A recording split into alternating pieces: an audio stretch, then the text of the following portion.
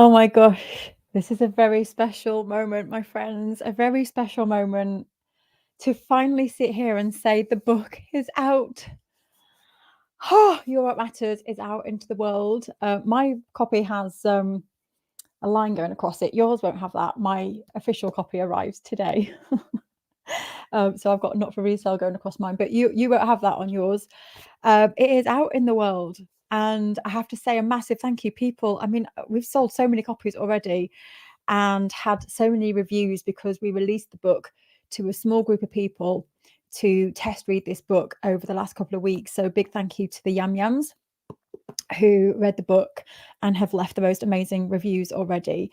And today, the start of our celebrations, we've got many live sessions, but this one today, I really want to drill into what I mean by find your voice, find your purpose, find your people. And of course, I'm going to share that in the book, but I want to kind of have a conversation about it here today and start to really talk about those three crucial steps that I have really found have helped me along my journey and as I've been helping other people. When we tap into those parts of being an artist, it opens up so much. So that's what I want to talk about today. I'm going to wait a minute and please let me know in the chat, where are you tuning in from? Are you new here or have you been following us for a while? I would love to know. Let me know in the chat. If you're watching the replay, you can skip this bit if you want to get straight to the conversation. And the reason I wanted to do this event and do lots of live sessions is because I want to talk to you. I want you to be in the chat for those who are watching live. And if you can't watch live, you can watch the replay for 48 hours. We're leaving them up. And you are welcome to come in and leave comments on the replay so that you don't feel left out. You know, we know that not everybody can attend all the live sessions when they happen. So just leave us a comment if you're watching the replay. So let me know where you're tuning in from the world. We have lots of live sessions and lots of conversation around this topic of find your voice, find your purpose, find your people.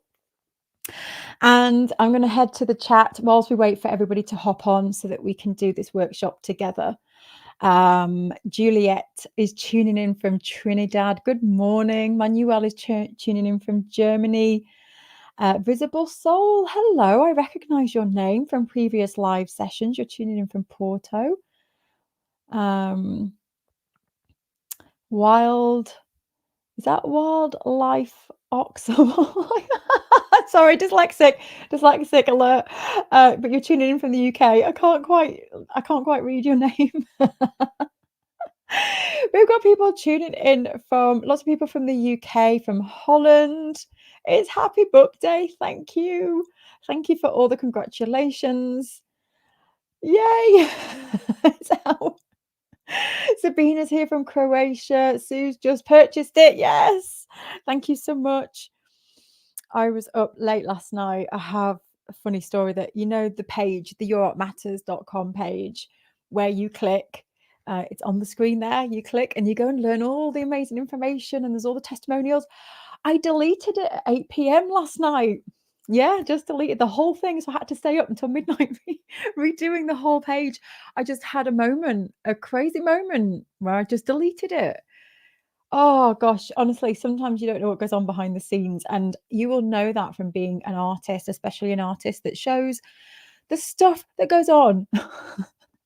And then when you're a little bit like angst, things go wrong because you've got that weird energy. And so, yeah, little things have gone wrong in the last 24 hours, but it's there, it's out. Oh, I didn't sleep. I kept checking my phone every hour last night, just checking the time because we knew it was going to go live in the middle of the night. I didn't realize Amazon push it live in the middle of the night. So, and we had some things to sort out. So anyway, I won't bore you with that. It's out and people are buying it. Yay. Kim's tuning in from New Zealand. I wrote it, Katrina. Absolutely. Thank you, Mel. Oh, it's lovely to see you all here. It is so lovely. The book is out. Janine's not read it yet. I can't wait to hear what you think about it, Janine. Carol's with us from Canada. Katrina's tuning in from Scotland. Lovely, Katrina. Oh, yeah, lovely to see you. Nish is here. Now, I don't know how I'm pronouncing your name. Make is it Markham Maker? Uh, hello. I don't know if I pronounced your name correctly, and I'm so sorry. Melanie says, I can't wait to get my copy. It's launch day. Yes. Vanessa from Australia, previous member and lifelong fan. Oh, I appreciate you. I appreciate you. We've got LN Gem Artist here from Surrey, brand new. Just started my new art business. Well, you're going to have a great time reading this. It's perfect. Perfect for you. I'm going to talk about it in a minute. Oh, Juliet, we need to look into that because so Amazon's not shipping. Juliet, do you mind emailing support@unitedartspace.org? Because we have got another way for you to buy the book. We just haven't set it up yet. We just went live with Amazon this morning, but we have actually got another link, but we didn't want to confuse people with multiple links. But we've got another way for you to order the book if you fall outside of Amazon's international shipping. So, Juliet, we are going to set that up for you. We'll do that this morning. We've got another way. Don't worry, we'll get that book to you. And that goes for anybody. If you've clicked the link this morning and it doesn't ship to your country, please email us and we will sort that out. We'll make sure to put that link on this morning. Actually, we'll get on with that. We were just so fixated on getting the Amazon one done and sorted. Thank you, Kate. Kate's ordered the book from the UK. Michelle's tuning in from Canada. It's so good to see you here. We've got another member, EK Fitzgibbon, tuning in from Scotland. So Katrina, you've got another Scottish friend. Sabina says, I've bought and read the book. It's so beautiful, useful with lots of worksheets and tips. Yes, so when you buy the book, also, you get access to our amazing website with downloads to help you through the actions of the book. And I don't know any author, actually, I've looked, don't know anybody else that has done such a thorough job of that. So I'm going to give myself a high five on that one. Janine, it's your 4th year with us. Wow, 4 years. It's crazy. Diane's coming to us from her new home in Georgia. Wow, congratulations. And you're waiting for your copy of the book. Brilliant. Oh, gosh, I can't believe you're all going to have the book in your hand. Teresa, thank you so much. Okay, right. Shall we kick in? I'm going to go back through the comments. So you had a problem with Croatia's opened account. So Sabina opened another account. Oh, you're clever. We're gonna get that link sorted. Yeah, we're gonna get that link sorted. So let's talk. I want to talk then, and please chip in the comments with your own views and your own, take on this and what you struggle with and what works. So the book is split into 3 sections: find your voice, your purpose, your people. So first of all, I want to talk about why this is important and why I wrote this in the first place. And basically, over the years, having worked with artists now for 8 years this year, and it first started out with art challenges and getting people to make art. And then when I started to reach out to people and ask them, what are you doing with your work? Tell me a bit more about your work. People were struggling. And this was a long time ago, but I still see the same struggles, and I would say actually it's harder now today in some ways because there are so many more people online, especially post-COVID, and a lot of more people turn to art, and a lot more people have set ways up of selling art online. I mean, I remember back 8 years ago when I first started United Art Space, there were really nobody doing what I was doing. There was only a few of us, and going live wasn't even a thing on Facebook when I first started. So to think about how it's changed so much, and now the volume of information, and especially artists, and so that's made things difficult. And so when I first set out to help artists, it was driven by that because I could see artists with this passion to make art, but not knowing what to do with it, not having the confidence in themselves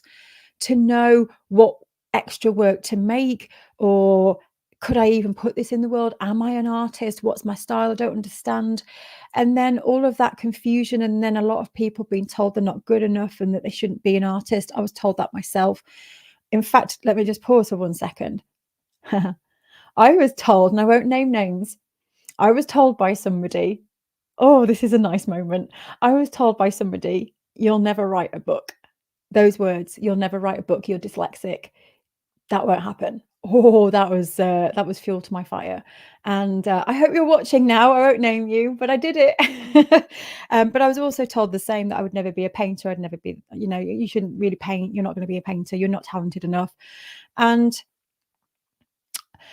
so those comments I have seen in so many of our followers and audience over the years be crushed by those comments, and even not directly as that, even someone applying for a competition or an entry into something and not getting in can be enough to crush someone. And so I realized in that moment that I want to help people, and I've always wanted to help people. That's always been an innate drive for me. But more than ever right now, with the struggle artists especially face in the volume of people, AI, the amount of opportunities available, where now artists don't know what direction to take. It's just so overwhelming. And who here feels overwhelmed? Tell me in the chat, because we're living in such an incredibly overwhelming world, where not only just as a creative faced with the amazing volume of media. I mean, again, I'm thinking back to when I was at art school, there was not the amount of art materials you can get. When I was at art school, I don't think alcohol inks were even a thing, or if they were, it wasn't known. I wish I'd known about alcohol inks back then. I was trying to create a concept to emulate the technique of a alcohol ink back at uni days. And so when I started to help people, w and especially it was helping people to get their art out into the world, which a lot of people were terrified to do. Again, thinking, "Do I have a place? Am I gonna be judged? Do I really believe that I can do this?" And, I never forget, I spoke about this in the book, speaking with somebody who said her mum had started making art, but then went on social media and saw all the artists out there and stopped, because she thought, "Well, what's the point? There's so many artists out there already." And so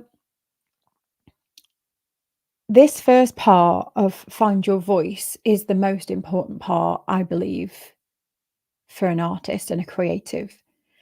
And I want to talk about what I mean by find your voice. Because when I started to help people with selling,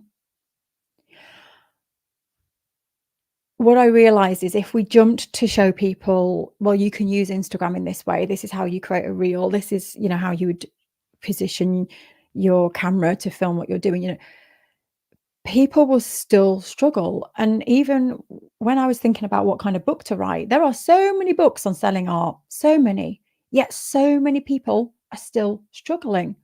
And this isn't a book about selling, but it's the foundations. And I didn't want to write a book about selling, because there's already books about selling, loads of them.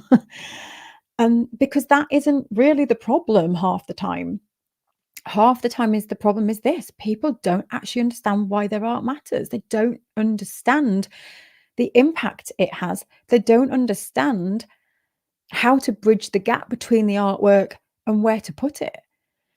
And especially with how to talk about it, which is really important in today's world. It's not enough anymore to just create an artwork and expect people to fall in love with it and buy it, unfortunately. And it depends where you put it. But so what I realized early on years ago was that to create courses helping people to sell wasn't actually fixing the problem, although it's helpful. What I realized back then was, people need to understand this part of why they do what they do. And the other thing that I was seeing in a lot of people was, they were making artwork that wasn't actually them. And I see this a lot. And I talk about this again in the book. I'm going to keep saying that, of course. But one of the things that and I've been asking myself this recently, is if you could make and you could make anything without judgment, without pressure from external factors and people, like what would you really, really be making? And that was one of the big things that I saw in people was either they were lost and just copying other people, which is fine, by the way, and I still do that. And there's a point of where we don't know what to do, so we'll imitate someone else, which is absolutely fine as long as you're not trying to pass it off as your own work, of course. You know, if you're keeping it behind the scenes and you're using it as a springboard to get going, that's absolutely fine. But there was a lot of people that I was working with just didn't know, like what art to make themselves, and also um where a lot of people were actually making art that wasn't them. And when they started to go through my program that I created, the 7 keys, they started to go, actually, I want to, this isn't the art that I have a different voice. And so this brings me back to this part of being an artist and finding your voice, because if, and I'm pointing down here because I wrote some notes on a piece of paper, if that part isn't in alignment, when you start to put your art out into the world, it doesn't feel right because it's not really what you want to do. And so that part of being an artist, your voice, what you have to say, the way you make, the way you feel, the way you put yourself into the work, that's when you start to understand that and you start to connect with that. That is where your confidence starts to grow. That's when you start to feel excited about what you're creating. That's when you'll start to pinpoint. You'll go for a walk and you kind of see things, and you're going back to your sketchbook, and you feel alive. And getting that part right to begin with, and I bring myself back to this all the time. It's like my voice, and what is it that I want to say, and what is it that fills me up, and what makes me curious, and I bring myself back to this. And so what I mean by voice is, and there's an easy explanation, and then there's a more complex explanation. Because the easy explanation of what an artist's voice is, and please let me know in the chat what you think an artist's voice is. This is an open discussion. There's no right or wrong. But part of an artist's voice is the tangible, and it's like your handwriting. It's you. It's, we can all draw the same cup in front of us, but we'll all have that subtle difference in the way we draw or see it. My line will be wobbly, yours might be pristine, and there's this uniqueness that comes through in all of us. And when we used to run the art challenges years ago, we used to do that. We used to give everybody the same image, and then we'd be flooded with thousands of people painting or drawing the same picture, and there would just be this uniqueness in everybody's interpretation of it. It was amazing. And so one part of finding our voice is that it's the tangible. We can see that, and I guess that's where a lot of people use the word style and maybe get confused because they think that they have to have a style. You've got to have a style. And when you see artists that do have a style, you know, and when I say now a style, I'm talking about, an artist who maybe creates something and they collage. And every time you see a piece, or like Banksy, we know it's a Banksy, doesn't even need to put his name next to it, and we know it. And so that can be interpreted as someone finding their style and their voice in the tangible sense, in the way that we can see. And so sometimes, and that's fine. But sometimes artists can then get derailed, which I'm explaining it all in here, because you think I've got to stick to a style, and I have to stick to something, and I haven't found my style, when actually you already have a voice. You already have it in you, because wherever you are right now and whatever you create is your voice. You write on a piece of paper, that's your handwriting. And whatever you create in a visual, artistic way is you. And whether that is imitating somebody else, you're still applying that to your own piece of paper, to your own canvas. So you have a voice already. And part of finding it, which we never do, by the way, you don't just find your voice, it's an ever evolving thing. But when you start to understand your voice and you notice the patterns throughout your work, this then leads us to the non-tangible side of having a voice, because what makes your artistic voice unique is also how you maybe paint a flower today, and then this afternoon I'm going to go and write a poem, and then I'm going to go and blast it out on my drum kit 2 hours later, and I'm going to go for a walk. I'm going to just take a photograph of this blossom that I've seen on the walk, and I'm just going to go and sit down and journal. And all those parts of you in that day,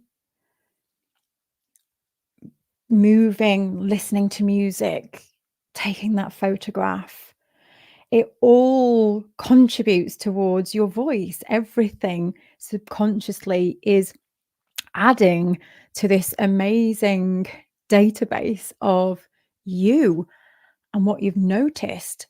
And then when you next go and create, that cherry blossom that you took a photograph is probably likely to come out in your artwork in some way in a couple of weeks, months, could be a year.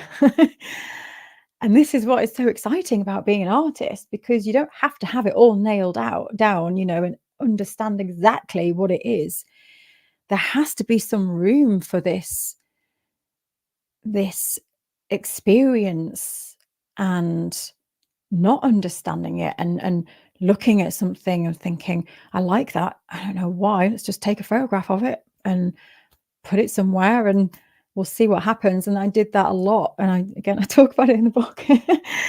um and so the steps in the book are going to help you with what I'm talking about here. The steps in the book are going to help you with you identifying with your voice, noticing all the parts that make you you, the seemingly unrelated parts of being an artist that actually all come together, how you can actually maybe identify those seemingly random acts of just taking a photograph of something and not knowing how it fits with your artwork. And I'll give you exercises in the book that will help you start to understand how that all comes together as one.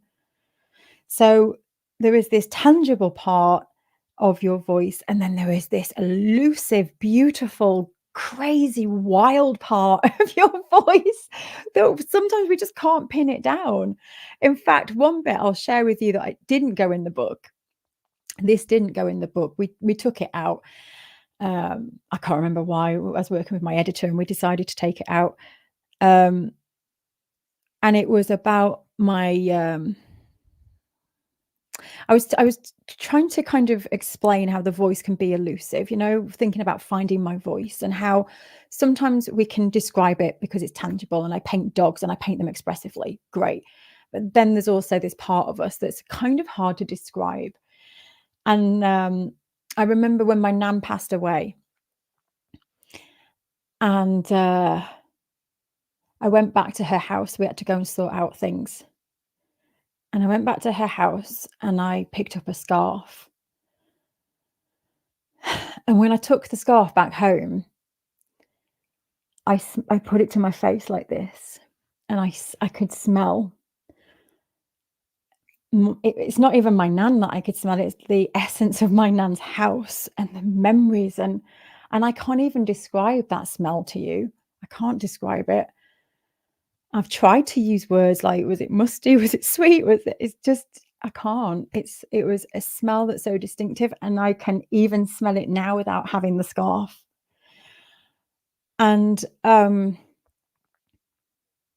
sometimes, part of our voice as of being an artist, is like that. It's like that scent, and we can't describe it, but it feels so good. and it evokes so much inside of us. You know, like when you sit and watch the sunset, like for the 1,000 times, well, not 1,000 times because I haven't been alive that long. I'm not very good at math. But, you know, you sit and watch that sunset and that feeling, and whatever it is for you, and there will be something, you know, in this creativeness of yours that stirs you up. And so that's what I'm going to help you with inside that first part of the book of Find Your Voice. It's so important because the more then you understand it and you understand these parts, and you don't have to articulate it all, but with this understanding, you will start to be able to articulate your work more. You will be able to then start to pull stories to the surface that have more meaning and connection to people. You will start to pull your artwork together and realize that it isn't all disconnected.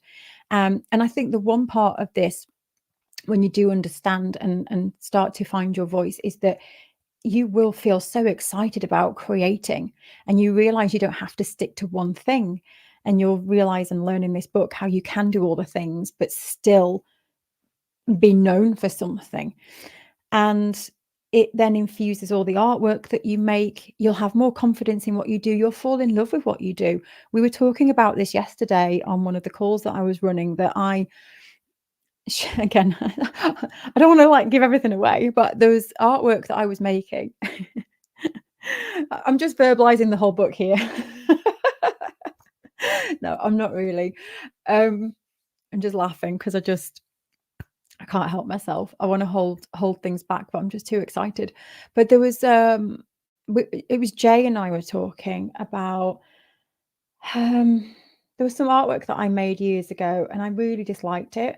I made it because it was kind of a therapy. I was feeling down, but I really criticized that work. I felt inadequate when I created it. I even actually remember when I created those pieces thinking, gosh, imagine if everyone who I'm teaching could see that what a crap artist I am. And I do remember critiquing these pieces thinking they should have more tonal values, you know, they're all the same tone. They're just it's too noisy, there's too much. And I just disregarded them. They're thrown in a drawer. And it was going through this process of writing this book that actually, when I went back to why those pieces actually mattered to me at that point when I made them, I have totally fallen in love with them. And I realize now they are not meant to have more tonal values in them. They're just not. They're really interesting. When I've kind of cropped them and turned them into bookmarks, they've turned into kind of um, you know, you really hone in on the mark making, and that was what was important, these expressive marks, and it was me and there was emotion in there. And so now that's what I see. And so again, part of finding your voice and going through these steps in the book, it will take you some time. I know people have read the book already and they say they have got so much out of it, but one of the things that I have noticed as I've gone through the actions in this book is that it has taken me quite a while to process this, to really dig up old pieces and reflect on them and pay attention to those artworks that I'm talking about now, and how I have fallen in love with them. And who'd have thought? I just would never have shown them to anybody. I was embarrassed by them. And a lot of the time it's because we're maybe judging the work through the opinions of what maybe we think other people want from this artwork. And by the way, you know, there's no right or wrong here. If I redid those works and gave them more tonal value, you know, they would become interesting and they would become more dynamic and add more depth, you know. So I'm not saying that we shouldn't kind of, you know, we should just create crap work. I guess what I'm trying to say is that whatever we create, it's interesting, because whatever you create in that moment was a visual record, and that's like a diary. And I think when you lean into that and you appreciate that and you recognize that, you'll learn much more about yourself. And again, that's what I want from the book for you, is for you to use art in a way that helps you along your life journey. When you go through these actions, you will understand more about yourself. You'll understand more about why you react to situations in the way that you did, or why something felt a certain way, and you can learn that from your art, which is so exciting.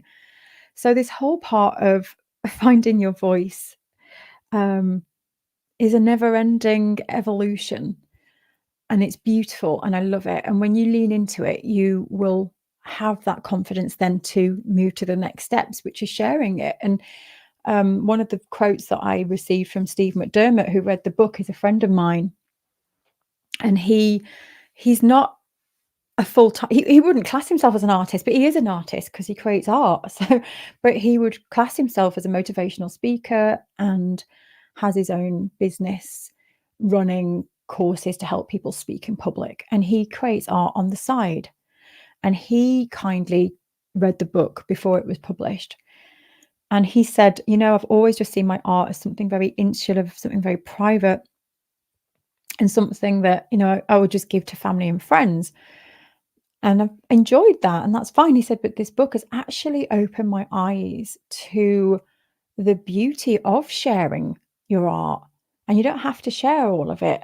And I teach that in the book, how to know what to share and what to put out there. But when you do share parts of your creative process and your artwork, that is what then adds to you learning more about your art and infusing it and opening doors of opportunity and meeting people and growing your own village, which is again what I teach you in the book. Is I want you to learn the steps of growing your own village of people around you, because the art world, the term art world, is intimidating to some people.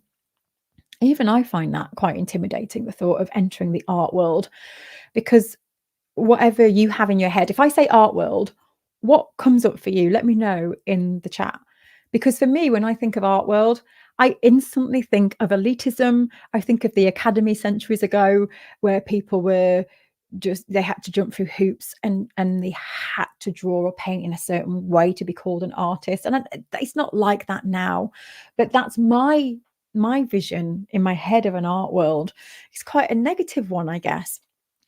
And rules and people with opinions saying, unless you do this, you can't be in this club, or and there's all these opinions and societies and things that kind of restrict artists. So for me, that's probably my view, is that I've got this negative view of what the art world is. But actually, we can make the art world be whatever we want it to be. And you don't have to enter the whole art world. Charlie says here, I always thought the art world was inaccessible. Yes, that's a great word. Inaccessible. The art world is inaccessible. I remember Sharon saying to me, I feel like I'm on the periphery. I'm on the outside looking in, and I don't know how to get in. And especially if you do start going to galleries or start going to local art groups, they can sometimes feel like a clique. And when you see things on the television or in the news, it can feel like this big elitist world.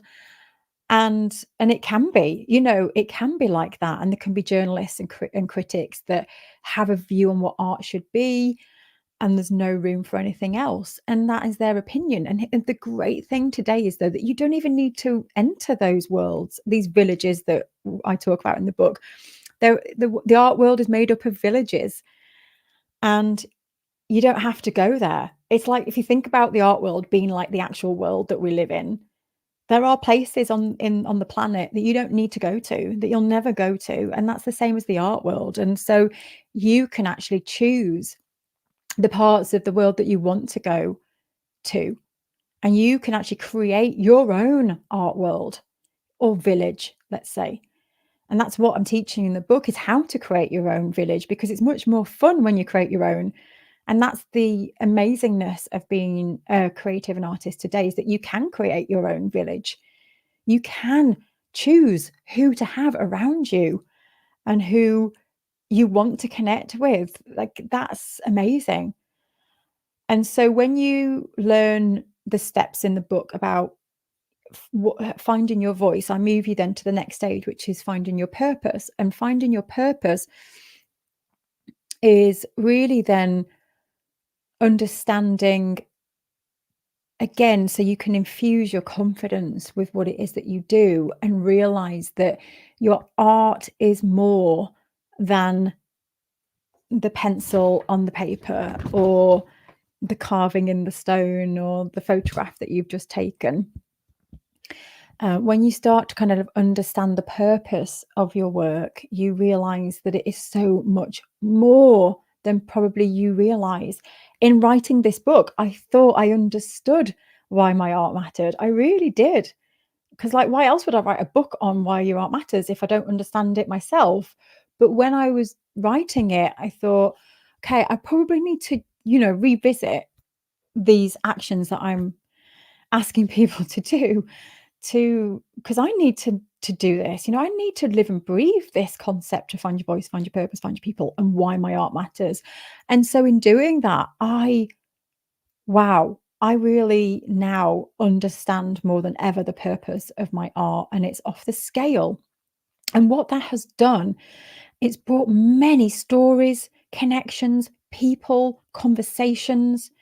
As I was writing the book and I was going through the actions, I started to meet people from the past. Old artworks, no joke, came back.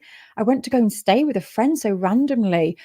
It wasn't even planned. And I was in France, and there's a friend of mine, Magdalena, who I know from years ago, years and years ago, like 20 years ago. And I was in France, and I know that Magdalena lives in France. And I was like, I can come and see you actually. And I was in the midst of writing the book and went over to her place, and she put me in a guest room.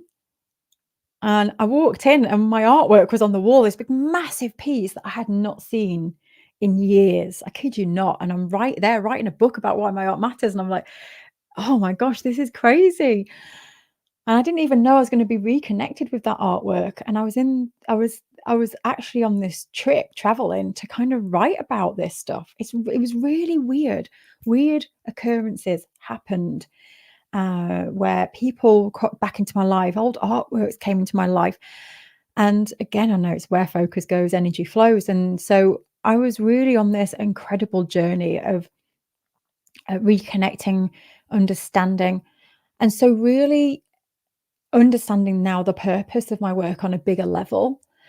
And the in the book, I talk about understanding the purpose as it relates to you, and the purpose as it relates to other people. Because quite often we don't understand the purpose as it relates to other people. You know, we sometimes don't know, or we're not around, because we're not sitting behind the artwork always looking at people's reactions or hearing what they're saying. We might if we're in a show, um, but then if the artwork has gone off into someone's home, or it's off and you're not there, quite often we don't know. We don't know what the reaction is and what that work is actually doing to people or for people. And so in that part of the book, I'm probing you and really helping you understand that your work does have a purpose, and it does impact other people, and it will impact other people, because all art does impact people. It really does. And so that part of the book of you helping you find your purpose, again, all of these activities that I'm doing in the book is I want you to raise your confidence. I want you to raise your belief in what you do. I want you to see the value that you are contributing through your artwork. I want you to see it. I want you to feel it. That's another thing, really, is part of understanding why your art matters is not just listing out a load of words of art matters to me because it's this that we could all sit here and write. It's feeling why your art matters, feeling it with your being, because that is then what feeds out of you when you're talking about it, when you write about it. When I was approaching people recently about being in magazines and things like that to promote the book, I've had quite a few meetings with PR people, and one of the things that they've said loud and clear is, unfortunately, people just aren't bothered about your artwork or your book. They want the story. That's what they're interested in, because that's what connects with people. And so, again, I've got a whole thing in here about writing stories, because the more you unravel these parts when you go through the actions, you'll naturally just start writing the stories about your work. You'll understand that it has more meaning than you actually realize. And that's exciting. And it's a little bit scary too. I will admit, some of these actions in the book can kind of bring up uh, maybe some feelings and memories that you don't want. And again, it's in the book, it's all there to just go as deep as you want. And I share my examples so that you can understand how to handle that too. But then when you start to understand the purpose, when you start to understand why you do what you do, when you understand what your voice is, why it matters, these parts of you, these unique parts of you, which is really important in today's world because people want something that's different because there's so many people in the world doing what everyone's doing. So why are you different? And this is where the book is going to help you bring that to the surface, because when you identify why you're different and what you bring to your art and your story, and everybody's got a story, then with the purpose and that, you can then start to connect that to people. And that's where a lot of people miss the bridge. The bridge is missing of how do I get to people? How do I find places? And it's born from these two first parts of find your voice, find your purpose. And in the book, I will give you the exact steps of starting to break down your work and help you understand who it is going to connect with. I give it you outlined step by step, and I even give you uh, my my templates of how I would approach people, all inside the book. And so when we think about finding our people, again, this part, finding your people. It was funny because when I was editing the book, I found people kept trying to replace the word people with audience. I didn't like that word for some reason. And I kept going, it's not audience, it's people. What's wrong? What's wrong with people? Why does everyone keep trying to change this to find your audience? And I don't know why I've got a problem with the word audience, but for me, I think the problem was the book isn't called that. I'm like, it's not called Find Your Audience, it's called Find Your People. And the reason that it's Find Your People is that, part of this journey and why being an artist is so amazing is when you understand these parts of why your art matters, you will then start to grow your village, is what I talked about earlier. And there's loads of different pockets of people that will be in that village. So even if you don't want to sell your art, this part is so crucial.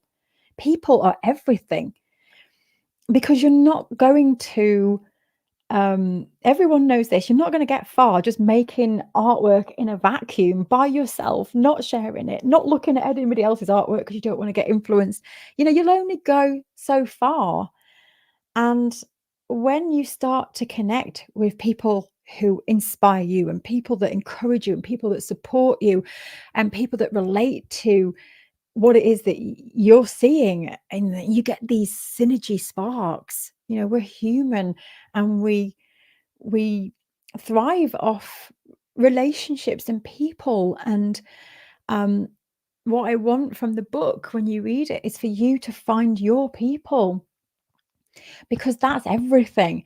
Take the selling bit away, and people might disagree with me now, and this might just be me. But when I look around at us here right now and the conversations we're having, and when I woke up this morning and read lovely comments from people on how the book's already helped them, and when I went and had that trip to France and I met that old friend from uni and we started chatting about art, and my friend Sharon and all the people in my life that I've met through art, it feels amazing. And I just feel like that is what life is about. It's about us making these wonderful connections. And it always amazes me how someone can be in your life over here years ago and they come back. And that's been happening for me recently with this birth of the book. And it's this like twist and turn of the creative journey, and people are important along that journey. Um, and people will tell you here now, and I can see people commenting, um, that we have formed here in this community the most beautiful friendships. And we have members of United Art Space meeting from around the world, and we've had member meetups, and I've met members, and members have met each other, and formed really close bonds, and have been there to support each other when things have gone wrong, when we start to lose our nerve and think, I've got this book coming out in the world, or I've got this show, feels really terrifying. I'm now getting on the edge of like, I don't know if I want to do this anymore. And people around you lift you up and share their experiences and say, yeah, you know, that happened to me. I felt like that. And they're on your level. And for me, that has been a huge part of me progressing with my creativity, and also setting up everything that I've set up today. The book, oh my gosh, this book would not have been born without all of you. And I say that in here. I'm like, all of our followers, you all wrote this book with me. And it's the same for your art. You know, people around you will be influencing your art and making your art with you, whether you even know that. And so um, it's part of that creative journey, but then also having people around you that get it. They get the journey, get your, you know, your art, and they might be artists or they might not be artists. And it's such a wonderful, wonderful gift when you have a commonality between people that you wouldn't usually be friends, but you've been brought together through this connection of creativity and art. And your art might maybe kind of waking something up in somebody, or just seeing you create on your social media. They might not be telling you, and they might not be liking it, but it might be just that thing that somebody needed that day to go, life is good, you know, life is good. Look at that person, look at Charlie in a studio painting. Life is good. And this is why we need to share it. This is why it's so fulfilling for you, but also for everyone else. And that's why it's so courageous and brave to be an artist that is authentically creating their work in their way and sharing that. And it impacts you, and it helps you grow. It builds an amazing village of people around you, but also you're then impacting people by sharing your art. Even if you share it and it has no likes or comments, I cannot tell you, I bet there was one person that needed to see it that day. You just didn't see it back. And so a big part of this book, Finding Your People, is what I want to help you with. And again, giving you the actions in the book to help you with that, because I'm just thinking back to when I, you know, my art practice, and I think definitely understanding my voice. It goes full circle actually when I think about it. Find your voice, your purpose, your people, and it kind of goes full circle back, because we're always going round this circle. It's not the end. And actually, from finding my people, so you set sail with a starting point, and find some people who connect with this. And in doing that, that's helped me go back and find my voice and understand my voice more. I remember sitting with Sharon once, and some of you will remember this live session we did together where we were sketchbooking together, and it was a live session like we are on now. We were all journaling, sketching together in sketchbooks. And I'll never forget Sharon, because I said I prefer the other side of the page, and Sharon saying the word imprint, and the way that that word imprint, which felt so insignificant when she said it, I was like, meh, has impacted the work that I've created, the significance and the feeling towards the work that I create. One word, imprint. Who'd have thought that that could have such a impact on the direction of my work? But this is what I want to really hone in on. It's the feeling. Like when you really feel your work, and you feel what you're doing, and you feel those connections with other people, that to me, I believe, is what makes life. That's what life is about. All the other things that we get hung up about like how much should I price it for and how many likes did this get and should I be framing it in this and this. And, they're all valid questions to ask at some point, but they derail us. They derail us from the process of this. um, and so this book is an invitation for you to kind of step back from all of that noise and get in tune with your voice, your purpose, your people, and life becomes beautiful and it becomes fulfilling. So I'm going to go to the chat because I did say I was going to open this up for some conversation, and I will. And actually, I'm going live again in 10 minutes with my friend Nish. Nish is a member of United Art Space and has been with us for a few years. And Nish had a big break from art and is returning to art, had returned to art after a break. And he's going to come on and chat with us, and we can chat like this about how Nish found his voice and has set up his art practice alongside his job and how he manages that. So I'll be back again in 10 minutes. I'll be live on the Facebook page and YouTube. You can go to the event page for the links if you've signed up for the event. If you haven't already, it's above. And we will send you the link to the page where all of the events are, the talks that are happening. We've got art demos happening. And so, yeah, the link is above. So I'm going to quickly go through the chat and I will come back. If you want to buy the book, the link is on the screen. It's called yourartmatters.com. The URL will take you to the site. And I'm just going to wrap up now and go through the chat. Yes, Sonia's going to do a talk with us as well on thoughts and beliefs on finding your voice. So Sonia's going to be with us, so you can join us for a conversation where we'll go a bit deeper on that. I love that. So Danielle says, how do you suggest you find your people? It literally is in here, step by step. Like, it couldn't be clearer. I literally outlined the whole process of finding your people in the book. And you also get, when you buy the book, you'll get access to the worksheets that help you drill in further too. Yeah, okay. I get so caught up in the making art I think other people will enjoy, instead of using art to express myself without worrying what people will think. Yes. Again, I talk about that in the book and how to handle that and how to juggle the balance between making art that is completely for yourself and then understanding how to adapt it for other people, but without taking away from your core why is so important, why you do what you do. Your voice is non-negotiable, like your why, non-negotiable. And so I teach you in the book how to kind of navigate that, because there is some scope there to adapt the work, and you can.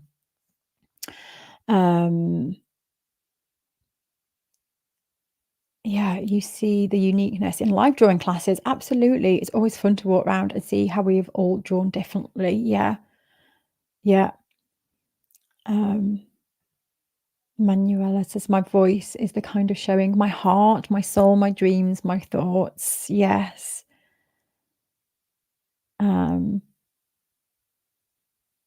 Oh, Kim says, yes, I'm finally settling into my own style now and enjoying the process after many years of painting what I think will sell. It's so liberating.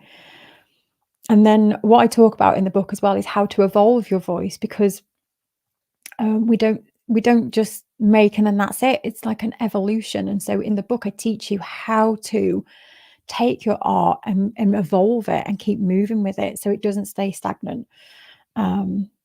Love that. I love that feeling though, Kim, that you've just described, that now you found your style and you feel connected, and that feels good. Let